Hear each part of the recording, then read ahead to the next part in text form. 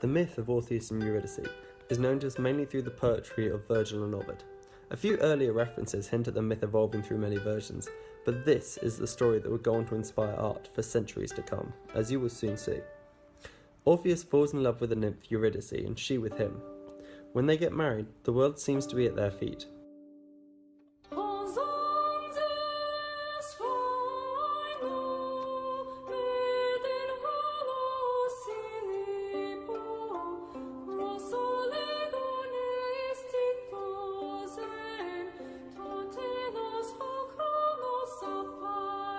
One day, however, while on a hike through the Thracian mountains, the couple is mercilessly struck by their inevitable fate.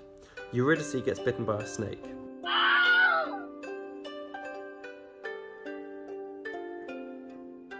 In Virgil's version, this is when she's fleeing from the minor god Aristeas. In both cases, she dies instantly. Orpheus is inconsolable.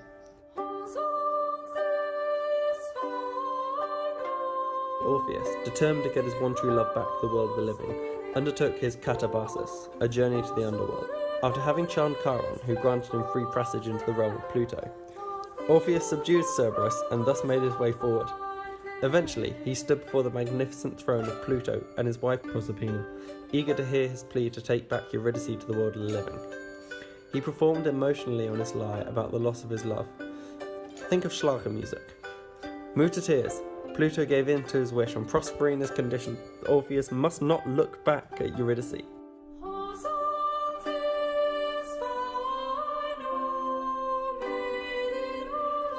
For a long time, Orpheus withheld the urge to look back to see if she was following him, but he could not hear her footsteps, nor hear her hushed gasps of breath. She was but a being of her former self. After the disembarkment of Charon's boat, the longing to gaze at Eurydice became almost unbearable. With the entrance in full sight, Orpheus broke his one promise made to the king and queen of the netherworld, and stood by, stupefied, as Eurydice, slowly but steadily, floated backwards to the depth and heart of darkness.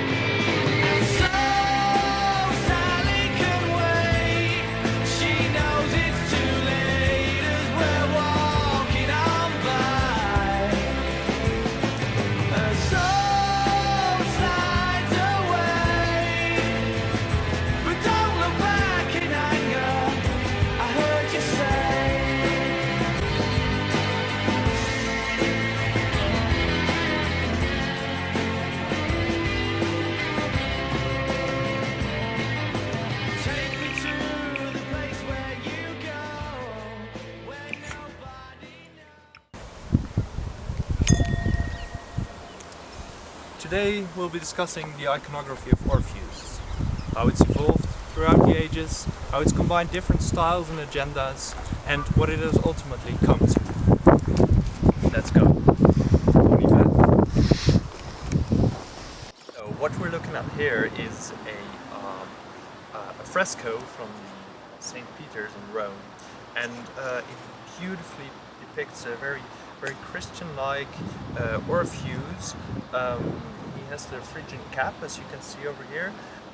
He has the torch. He leads as a shepherd, as it were. But I won't give away too much here because that is your part. Yes, so like you said, he is depicted as a Christ-like character because Orpheus in the early church was depicted often as Christ. So Christ took over some certain elements of Orpheus and the story, the myth. The focus is in the idea that Orpheus is taming the wild, the animals and nature as a whole, whereas Christ tamed the evil of the soul within. Also, Eurydice could be seen as a biblical figure because she is bitten by the snake, whereas Eve is seduced by the snake, and where Eve is banished from paradise together with Adam, Eurydice is taken from the joyous forest, beautiful forest, to the underworld. Some Christians identify Eurydice as Eve. We're so keen to identify her as Eve that Aristeas was identified by them with virtue. They were therefore able to judge that Eurydice, not Orpheus, was the one who had given into temptation, because she was running from virtue for lust. Okay, yes, and then the forest itself would be an allegory for paradise, as with Orpheus in it and singing for the animals, and they're listening to his song. It all seems paradisical. Okay, shall we move on? So here we have the painting Orpheus and the Animals by Paulus Potter in around 1650. This painting shows Orpheus looking like a contemporary Dutch bard, alone in the countryside with a host of animals gathering round to hear him play. Yes. So this is a mid-17th century, as you said. It's a painting by Paulus Potter. He's a Dutch Baroque painter who specialized in rural scenes, and this kind of paradisical artwork was particularly popular among this time, among contemporary painters, because it gave them the opportunity to really exhibit their skill in painting wildlife animals, exotic animals even, who had just come to the west of Europe in a new phenomenon called a zoo. It's also very Renaissance for Orpheus to be depicted in this way, with the distinction being made between mythical time and the historical time. Orpheus became an inhabitant not of a real Greek, but of an idealized, testable version. I got it. Go on. On to the next one. On to the next one. Ah, this beauty, yes. So, yes, Orpheus mourning the death of Eurydice. So, this is an 1814 painting by the French-Dutch painter Ary Scheffer, pronounced in English. It shows that the Orpheus theme has survived well into Romanticism, as this is a very romantic scene.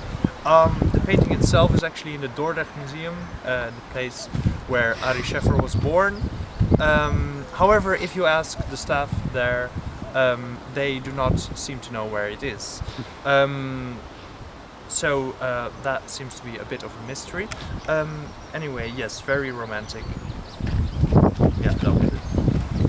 It's not hard to see why Orpheus appealed to the Romantics, because he's a poet who spent time out in the wild and ultimately rejected all social expectations, turning his back on the love of women and allegedly becoming the first to engage in pederasty, according to Ovid's account.